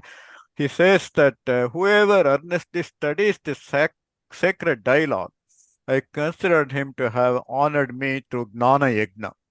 Gnana Yajna is the pursuit of knowledge. In other words, making an effort to understand what was taught. This is the respect that one can show to the wise. Unfortunately, people translate it as Gnana Yajna as the sacrifice of knowledge. That's not. And he who studies this sacred dialogue of ours, by him I will be worshipped through the sacrifice of knowledge. Does it make any sense? Does not make sense at all. If you sacrifice the knowledge, how are you going to worship, honor that person? Unfortunately, literal translation of Gnana Yajnena becomes like sacrifice of knowledge. That is why we left it untranslated through Gnana Yajna. Then explain Gnana Yajna as the pursuit of knowledge. In other words, making an effort to understand what was taught. This is the respect one can show to the wise. When that person, if he asks a good question, when he invite a professor for talk, he doesn't so much remember who received him in the airport, who brought him lunch. What he remembers is the person who asked good questions in his talk. Okay. So that is, we just put this verse because many have translated Gnana Yajna as you're honoring Krishna by sacrificing the knowledge. Doesn't make sense. Okay. Before we conclude, the 5 blunders to Bhagavad Gita, we already touched this. I'll summarize it here. Yes, Manjunath? Before we criticize Professor Radhakrishnan, you made a statement, it's the sacrificing the knowledge. That's not what he says. It is sacrifice of knowledge. Yeah, so but still, it how can does be interpreted differently. I know Sacrifice when is yajna of knowledge. Yeah. So those are two different terms he's saying. It is not sacrificing, I'm not No, killing but the when you knowledge. say sacrifice of knowledge or sacrificing the knowledge, it kind of. No, the two terms are completely different. I would put sacrifice within quotation marks because what he's saying is yagna, and if you translate separately, yagna of knowledge. That is the way, whether you are doing yagna to get riches or to have children or to gain knowledge. So Gnana Yoga, it says it is the Parama Yoga. And so what is missing there is the quotation mark of sacrifice. So sacrifice towards knowledge. It is not sacrificing the knowledge or sacrificing of the knowledge of other people. So I think that there's a misunderstanding right there. Yeah, that's true. That's why we left it, because the sacrifice word always, I'm thinking about someone who doesn't know yajna, just reading this as an English translation. The sacrifice always looks like some kind of a chopping off somebody's head or something like that. Anyway, so that's why we left it as untranslated and just gave a note for that. Yeah. You can interpret in multiple ways. Jnana yajna is yajna done for the knowledge. Or Yeah. you can also say yajna done with the knowledge. So it is difficult to say jnana yajna. One word makes different meaning. Yeah, right. If you translate, that's when the problem comes. When you say yagna for knowledge, sounds fine. Yep. Yagna for gnana sounds fine. Sacrifice for gnana kind of sounds funny. That's all. Mm-hmm. Yeah, Now from a layman's point of view, sacrifice is not a right word probably. Yeah. Unless you put it under quote, means sacrifice is equal to yagna. It's something Yep. like that. I think it's because for us, yagna, sarvam yagne pratishtitam, yagna is given so much value in our culture, but when you translate it, it kind of sounds funny. Okay, 5 blunders. Sri Krishna, I have a point here. You're saying misunderstood Swadharma as one's religious sect, caste, and all that. See, right now at this point, at this time, I think these varnas have absolutely no meaning, right? Yes, So exactly. you cannot call yourself a Brahmin or Kshatriya or Vaishya or Sudra because you are not following your dharma. Exactly. If you are growing vegetables in your garden, you become a Vaishya because that's not your dharma. You are Swadharma Parityaga and Paradharma Parigraha. So you are doing Paradharma Parigraha by growing vegetables in your garden because you are taking the job of the farmer. So you become a Vaishya there, right? So it's very difficult to understand why we are still going on talking about this 4 I know varnas. this doesn't make, but right? Swadharma is very useful for all time, right? I mean, it doesn't matter where you are. We want to pursue what we are good at. Even America have aptitude test, right? Fifth grade, third grade, they say aptitude test. What you should be close to what you are. That's the whole idea. So we are always pushing our children to you have to go to medical field because we are very comfortable with that, right? Whether they like it or not. I told my children, any uncle and aunt asks you what you are doing, tell pre-med. Then they leave you alone. If you say something else, they are not very happy. That's like in other words, we are forcing. So Swadharma is, we should use even in our own life, it doesn't matter whether in India, Hindu or whatever. The Swadharma is universal thing. You should follow what you are close to yourself. Even when I was working in PNG, I would say, "Oh, what are you? My son-in-law just joined. He's on a very advancing ladder. He's already." They said, "I said I am not on any ladder. I am just on a conveyor belt, so I'm not in a ladder." And so I tell them that I'm working there so that I can save some money. I don't want to take loan to go to medical school. They will feel very happy because because that has become our grooming, right? So these uncles and aunties visiting from India, they feel that that is the way. So they feel so. My whole idea is we should pursue what we are good at. That's all. Yeah. Anyway, we'll complete with this 5 blunders done to Bhagavad Gita. Preach Gita solely as Moksha Shastra, ignoring fully the Jivana Dharma, thus reduced to usefulness for life and pushed it to last stages life and post life. Beche used to make fun, ಇದು ಕೊಟ್ಟ ಕೊನೆ ಓದುವ ಪುಸ್ತಕ at the end. But actually, it's good for all ages. It's important for Jivana Dharma. I told my wife and children, if I am bed sick, I put me Archie Bunker's place, Jefferson, Three's Company, that kind of shows. I am not interested in reading Gita. Something funny, entertaining like that. So that we only the first traditional person to call it as Jivana Dharma Yoga for life as D.V. Gundappa. He actually wrote his book Jivana Dharma Yoga, his Gita. Only modern age management gurus use it as for Jivana Dharma Yoga, but it is actually for life. Then the 2 is force-fitted Gita to dogma, Advaita, Dvaita, or anything in between. Gita itself never used those terminologies. Basically narrowed it. It became popular to say, whose Gita are you reading? Should not be reading Krishna's Gita. We always say, even when the Western people translate a work on it, they will have addressed to one particular guru, Advaita or Dvaita or whatever, and that's how they go. So that's how it got sectioned like that. The 3 is misunderstanding Swadharma as one's religious caste jati rules.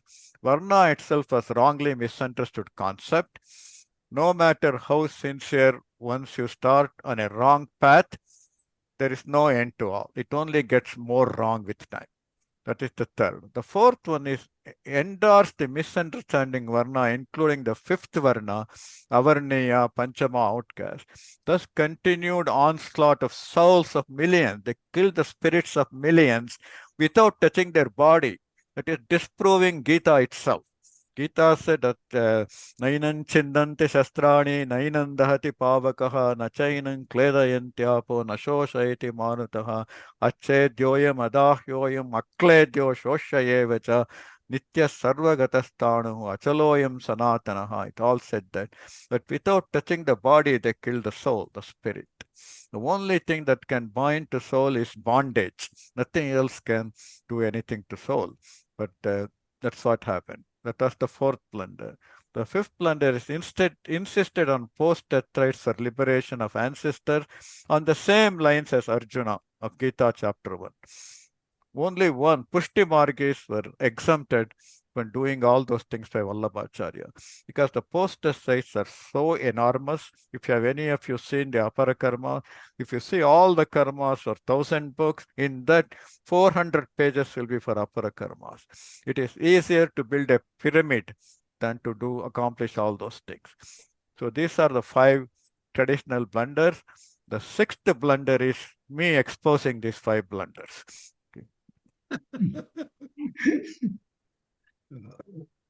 There are 66 famous quotes on Gita by different people. All great people, scholars, all levels, all through the day. I already told Vivekananda. But the one I like the most is the Satya Sai Baba, a spiritual leader and social reformer. Gita is the greatest harmonizer of yogas. Once the Gita is made the guiding star of your life, the way you act will be Karma Yoga. The way you feel will be Bhakti Yoga. The way you reason will be Gnana Yoga. What you do will be in line with Dharma.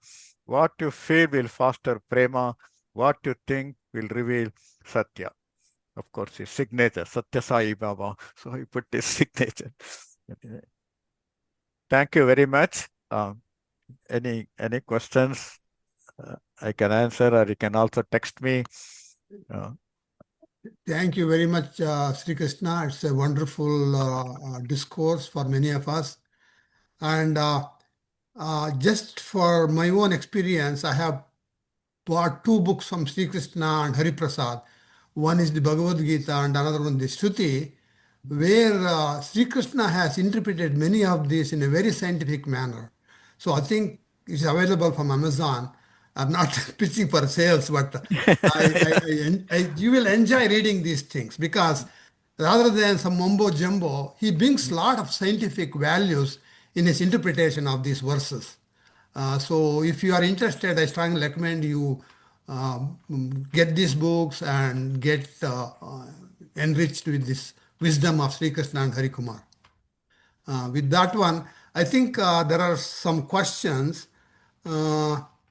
Chandra Kumar, if you are there, you can ask the question. Mine are not questions, but comments that I had written there. What struck me first is that there seem to be different interpretations of the verses, from different people. Some can be very narrow and direct, and some can be very broad and so on. So that can kind of throw some people, off track, right? Because you want to believe it as, as the universal truth, but then if it is interpreted in different ways, it can kind of... That's true. That's very true. In fact, our exercise to translate Gita, because there was one very successful businessman in Bottlesville, Oklahoma, Vasudevan Nair. He asked me that you get me a book of Bhagavad Gita. I will get it printed in the best possible binding and like a silky pages, everything. You recommend me one book. I told him I can't recommend you one book. I have read 50 books.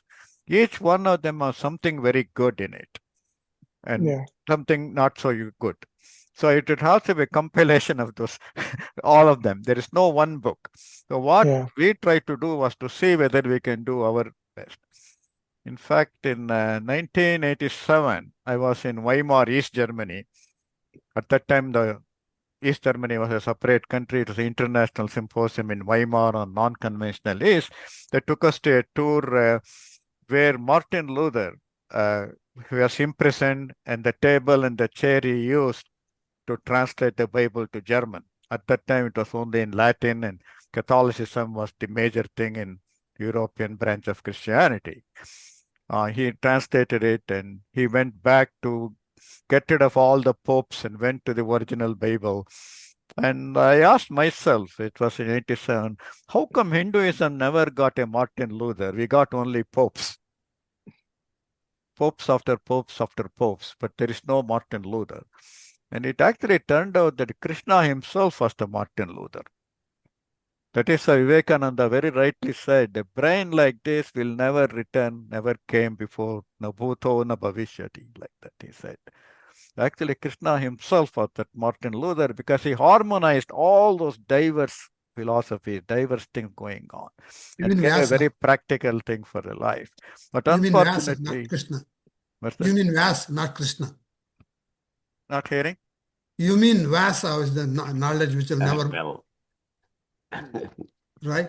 What's that? Vyasa. You said Krishna is the knowledge which is nabhuto na bhavishyati. I think you mean Vyasa is the knowledge which is nabhuto. Well, whatever it is, but Krishna is the one projected, right? Vyasa ena gratitam, but Krishna is the one. But Vyasa did many, many other things too, right? He wrote, but we are talking, but we attribute this to Krishna, anyway, Bhagavan Vacha, right? That's right. So that's why Vyasa made him say that, right? The character, he said, the character is created. He did not bother about. But the bottom line is Vyasa made him say that. Yeah, so it is Vyasa creation. exactly. Vyasa made him, and Vaishampayana remembered it. Yeah, all those things. But we just give that stamp, right? Yeah, Recognition. Bhagavad Gita, we call it, we don't get Vyasa Gita. There are so many Gitas, Arjuna Gita, Vasishtha Gita, Akshravakra Gita, Ganesha Gita, this Gita, that Gita, Hamsa Gita. But when you say Gita, it's only Bhagavad Gita. Anyway. So that's what Krishna gave, but unfortunately, he got into the hands of popes. Each of them came with their own dogma and interpreting. And there are verses where it's very Dvaita, then the argument, the way Shankaracharya handles that, I think we should not be handling, it's not some kind of a circus animal. We should take it as it is. So our goal was to make it as much as possible as it is, as thinking more as Krishna rather than as anybody else. Gita Acharya as the Acharya. So when we started translation, both of them are Sri Vaishnavas. So immediately someone said, Ramanuja Bhashyam itkumbidi. Nicely you can write like that. So unfortunately, we looked at all the Bhashyam. And we even said that of the Litmus verses, Ramanuja passed only one. And Shankaracharya did not even pass any of them. Madhvacharya passed two, Prabhupada passed one. So if you look at that, no, I'm not putting down anybody. They are the ones who preserved for it. Sarva Guru Bhyo Namaha, but still we have to find the pitfall of what happened. So in a way, you can call me as the Martin Luther of Bhagavad Gita. Sri Krishna, it is an excellent presentation. I have one Dharma Sandeha. You are the Astavakra person, right? That's all right. Astavadani. Astavadani, it is okay. You see, here is the Bhagavad Gita was told after Astra Sannyasa by Arjuna. After that only Krishna told the Bhagavad Gita. Yeah, but told to whom? Say that again. After Astra Sannyasa by Arjuna, Bhagavad Gita was told by Sri Krishna. Yeah. But Bhishma already knows about Uttarayana and Dakshinayana issues. Did he hear far away from Krishna? Or did he already know about Uttarayana? No, he already knew. That was known. Already knew. Whatever Krishna taught was already known. Bhishma already knew. Yeah, Bhishma already know. Uttarayana, that comes in the way. That is the doubt. That is the doubt I already had, because whether he overheard these sermons, Yeah, he knew. Yeah, He knew it already. was not coming from Krishna. What Krishna was basically, he himself told. I had taught this before. Vivasvate yogam, right? Everything he taught was, he brought it back to Arjuna, like somebody. And in fact, Actually, Jagdishwaran, at the end of the Mahabharata, Yudhishthira asked Krishna, whatever you told Arjuna, I also tell me. Yeah. Then Krishna says, you ask from Bhishma. Bhishma knows this. Oh, So then Bhishma tells the whole thing. That's an excellent one. There's also Anugita is also there at the end. Anugita is also there in. So in fact, Arjuna himself asked Krishna. He says, again he was asking. I said, I forgot. Don't worry. I already told you. I forgot. So, but a warrior like Bhishma, why he doesn't want to come back again and again, and he chose Uttarayana Punyakala for death. He just died after Uttarayana. Unfortunately, most people, because any life, even if you are the most realized person, life comes with Janma, Mrityu, Jara, Vyadi. It doesn't leave anybody. Old age, just because you're a very knowledgeable person, it doesn't mean your prostate won't swell. Right? So the people want to avoid that. That's all. So it's not as even though they know how to live, but still pain is there, right? When you like Ramana Maharshi also had to endure pain when he had things like that. It is that's why people try to. And also in case of Bhishma, he had the Ichcha Marani, he could die anytime. That's right. Exactly. He had that. That Is why he chose Uttarayana Punyakala. Yeah, he waited for Uttarayana. Exactly. Because he had that option.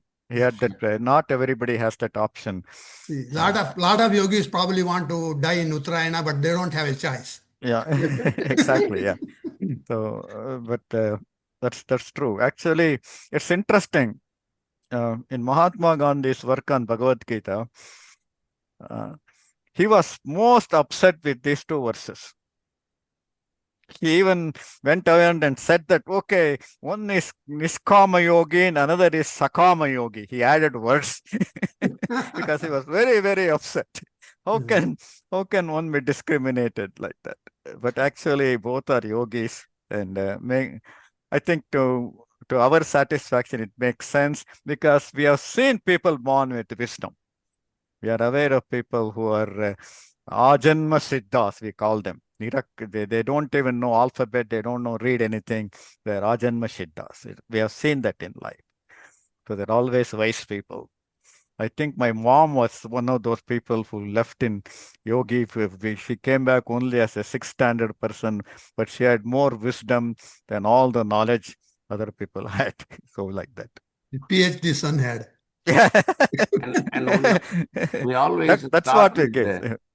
We always start with the first verses, Dharma Kshetre, Kuru Kshetre, right? Yeah. But much before that is actually, there is one particular shloka.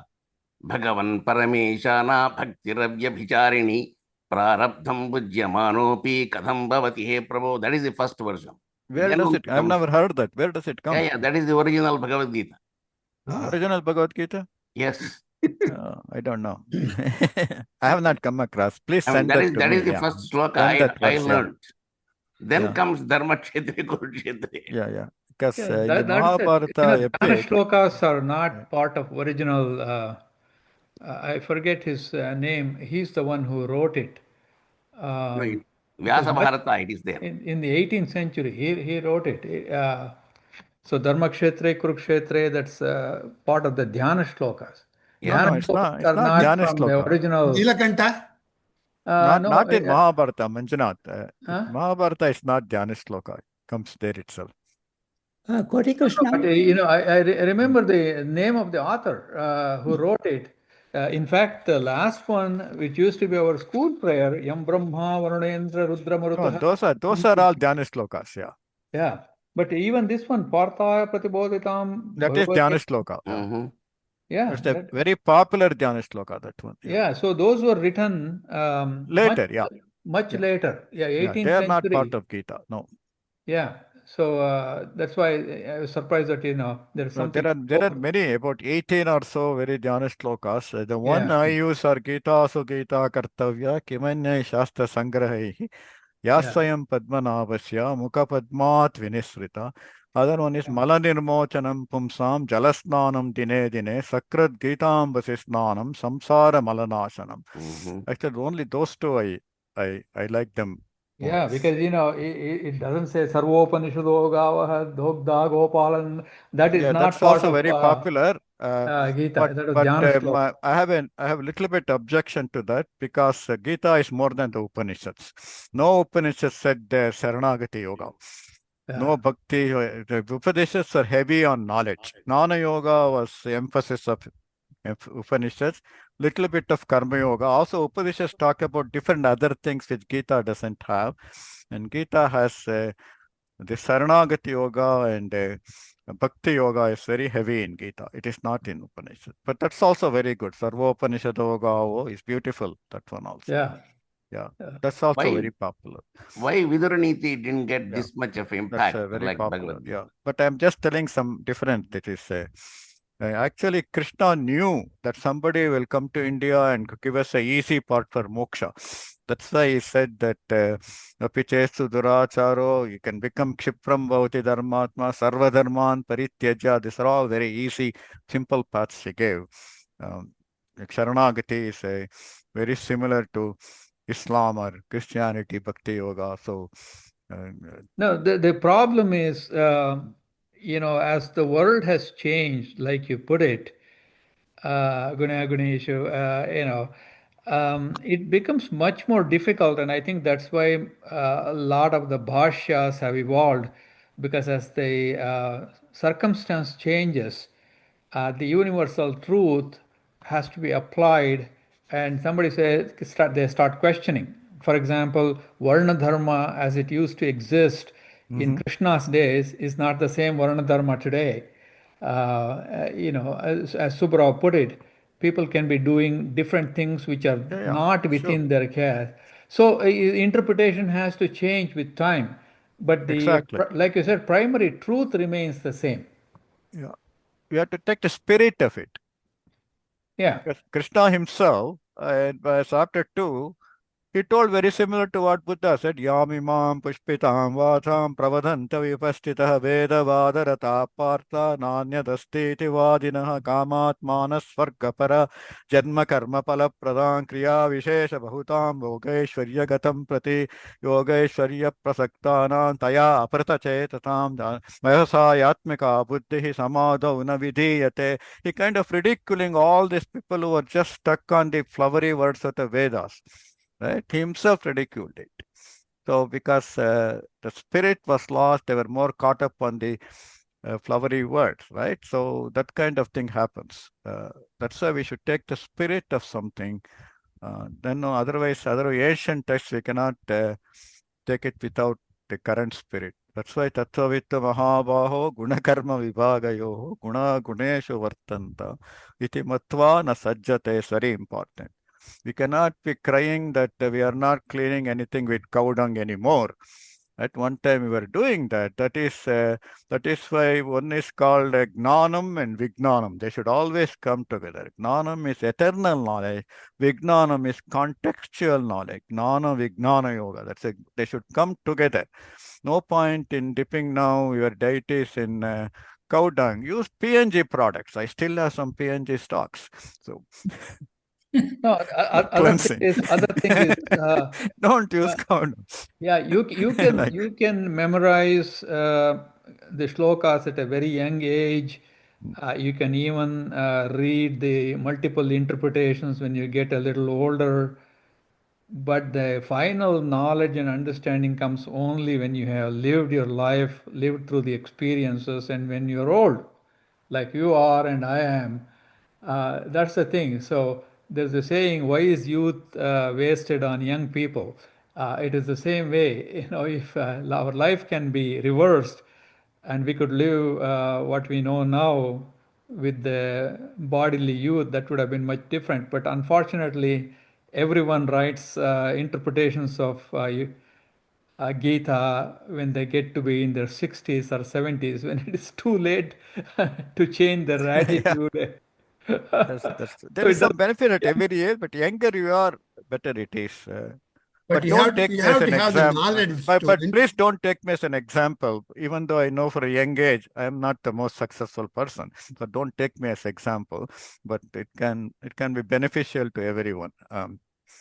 But also CK, you need a certain level of wisdom to interpret and write.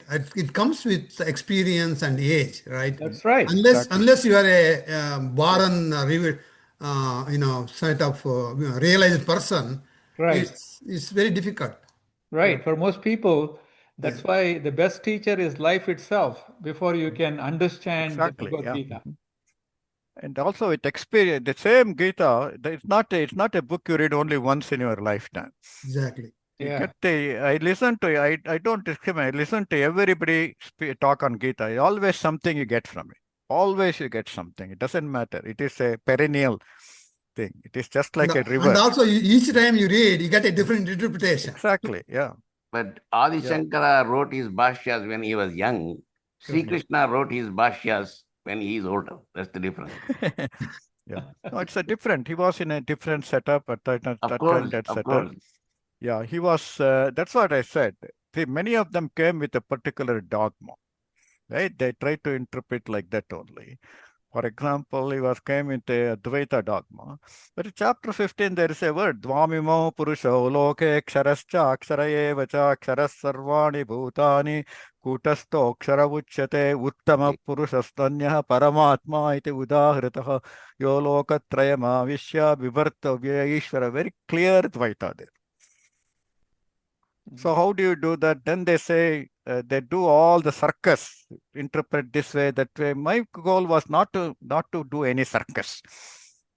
Basically, we said that we are jadus to bring out the jadu of Gita, to cleanse our Koti Janma jadyams with Hari's words. You can see Koti and Hari there. It is Koti Srikrishna and Hari Ravi Kumar are the translators. So our very simple. We are not scholars. We are jadus. Jadus are jadmalis. You know that. We are jadus to bring out the jadus of Gita, to cleanse our Koti Janma jadyams with Hari's words. So we are not scholars by any means. So it's basically Jadmal is doing the cleanup work after 5,000 years of symposium that has happened in the convention center. So that's what it is. Sri Krishna, just a comment on the Dvaita and Advaita. So they are not different. The Advaita says a coin has head and tail, but it is still a coin. Yeah. The Advaita says, oh, this is different. Head is different than tail. So it's how you look at the interpretation. So they are not really dogmas. They are the different interpretation of the same thing. Exactly. Yeah. It's just like, look at light. Light, some people said only wave. Some people said only particles. Particles, yes. They even used to have a separate meeting, right? They ask, which school you belong to, particle theory or wave theory? Particle theory got omelette, wave theory got only salad for breakfast. Things like that in the conferences. Then finally they decided light is a wave on Monday and particle on Tuesday, something like that. So it's both. All those things are true, but nothing is that. That's why it is Advaita, Dvaita, Vishishta, Advaita, Dvaita, Dvaita. All those relations are true. All of them are true, but none of them are complete. If you just say it's only Advaita, you're incomplete. Only Dvaita, you're incomplete, like that. That's what it's a very, very mosaic work. Bhagavad Gita, very mosaic work. It is not like Ashtavakra Gita. It was not like Ribhu Gita. It is not Yoga Vasishta. Those are all very, very strictly Advaita works. Whereas Bhagavad Gita is Sarvanukula Shastra. It is, but unfortunately, people coming with a particular dogma tied to their neck, they try to see it that way. Now, Moro Vitavro, we have nothing. So we did not have such limitation. We did not have, even though we are born to a particular tradition, we were not bound by it. Little bit like I call it as a heretic, and a maverick approach. Yeah. That's all. And not to ridicule anybody, just an observation. Everybody, without their contribution, Gita would not have been here today. They all kept it, they preserved it, they valued it. In fact, where Shankaracharya said, Gayam Gita Nama Sahasram, he gave importance to Bhagavad Gita and Vishnu Varnas, there is also Sahasranama. Yeah. Gayam Gita Nama Sahasram, that part I can do. And then Dhyayam Sripati Rupa Majasram, Nayam Sajjana Sange Chittam, Deyam Dina Janaya Cha Vittam. So he gave so much importance to Gita, and all our acharyas. It inspired all our many freedom fighters. It inspired Tilak, Gandhi, Vivekananda, many of them. So it has inspired, and this is the most translated Hindu scriptures. This is the first Hindu scripture to arrive on the shores of America. And the next, that is slightly before the arrival of Swami Vivekananda, a few decades before that. It influenced Ralph Waldo Emerson and Henry David Thoreau. They were influenced by it. I found this book, you're right, that was published in 1887 by Mohini Chatterjee. And that was his first translation of introduction of Bhagavad Gita to the American audience. Yeah. The Bhagavad Gita, and he called it the Lord's Lay. That was the name of the book. This was part of when there was the Theosophical Society formed, and he was the first one who brought Bhagavad Gita to the U.S. shores. Exactly. I have that book. I found it in a used bookstore in Chicago, near University of Chicago. So that was it's a very old book.